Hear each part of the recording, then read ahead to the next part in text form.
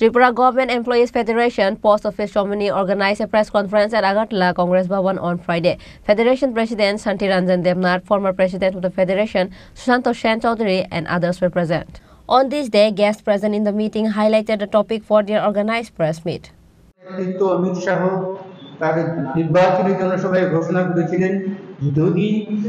BJP শাসন ক্ষমতায় আসে তাহলে শাসন ক্ষমতায় আসার পর প্রথম ক্যাবিনেট মন্ত্রিসভার বৈঠকে রাজ্যের কর্মচারীদের সপ্তম বেতন কমিশন দিয়ে দেওয়া হবে, কিন্তু সেই সপ্তম বেতন কমিশন আজকে 6 বছরের বিজেপি শাসনের উপরে কিন্তু সম্পূর্ণ হওয়া।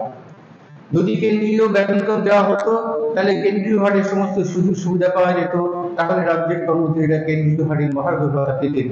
যদি রাজ্যের কর্মচারীরা কেন্দ্রীয় হারে মহার্ঘ ভাতা পেতেন, অবসরপ্রাপ্তরা কেন্দ্রীয় হারে ডিআর পেতেন, তাহলে কিন্তু বর্তমানে সেই ডিআরের পরিমাণ বা মহার্ঘ ভাতার পরিমাণ হতো 46%।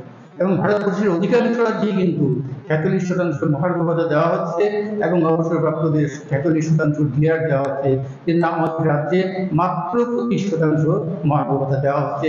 সেখানে 21% মহার্ঘ ভাতা কিন্তু এখনো বকেয়া হয়ে গেছে। 21% মহার্ঘ ভাতা যেখানে বকেয়া রয়ে গেছে, যেখানে কর্মচারীদের সপ্তম বেতন কমিশন অধরা, যেখানে রাজ্যে প্রায় 40,000 অনিয়মিত কর্মচারী নামমাত্র মজুরিতে বিভিন্ন দপ্তরে খেটে যাচ্ছেন, সেখানে রাজ্য সরকার বলছেন যে এই রাজ্য সরকার কর্মচারীদের বান্ধব সরকার, কর্মচারীদের কোনো রকম আন্দোলন ছাড়াই কর্মচারীদের সমস্ত দাবি দেওয়া এই সরকার মেনে নিচ্ছে। এটা শুনলে হাসি পায়, কারণ গত 6 বছরে একজন অনিয়মিত কর্মচারী কিন্তু নিয়মিত হয়নি ত্রিপুরাতে। কিন্তু পূর্বে একটা নিয়ম প্রচলিত ছিল, 10 বছর অনিয়মিতকাল চাকরির পর সেই অনিয়মিত কর্মচারী কিন্তু নিয়ম একেবারে অটোমেটিক্যালি তিনি নিয়মিত হয়ে যেতেন এবং নিয়মিত বেতন পেতেন, কিন্তু আমাদের রাজ্যে কিন্তু সেটা হচ্ছে না। হাউস রেন্টের ক্ষেত্রে কেন্দ্রীয় সরকারের হারে যদি আমরা বেতন ভাতা পেতাম, কেন্দ্রীয় সরকারের সমস্ত নিয়ম অনুযায়ী প্রযোজ্য হতো, তাহলে সেখানে সর্বনিম্ন হাউস রেন্ট 8%, সর্বোচ্চ হাউস রেন্ট 24%। আমরা সর্বনিম্ন 8% হাউস রেন্ট পাচ্ছি ঠিকই, কিন্তু সেখানে একটা সিলিং বেঁধে দেওয়া হয়েছে যে 3,000 টাকার বেশি কে হাউস রেন্ট পাবে না, কিন্তু কেন্দ্রীয় কর্মচারীদের ক্ষেত্রে কিন্তু এই সিলিং নেই। যদি কেন্দ্রীয় সপ্তম বেতন কমিশনের রিপোর্ট কার্যকরী হতো, তাহলে অবসরপ্রাপ্ত কর্মচারীরা 20 লক্ষ টাকা গ্র্যাচুইটি পেতেন, কিন্তু রাজ্যের অবসরপ্রাপ্ত কর্মচারীরা পাচ্ছেন মাত্র 10 লক্ষ টাকা।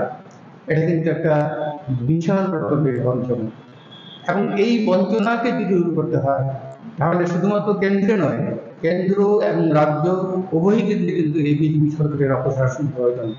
10 বছরের বিজেপি শাসনে যুবরা পেয়েছে কি? যুবরা পেয়েছে যুবরা হারিয়েছে তাদের কর্মসংস্থান, নারীরা হারিয়েছে তাদের মর্যাদা, ছোট এবং মাঝের উদ্যোগপতিরা বন্ধ হয়ে গেছে তাদের ব্যবসা, এবং ভারতবর্ষের ধনী এবং দরিদ্রের যে ব্যবধান, সেই ব্যবধান কিন্তু বিশাল বেড়ে গেছে। Reported by Pranab from Agartala, Chini Khorang.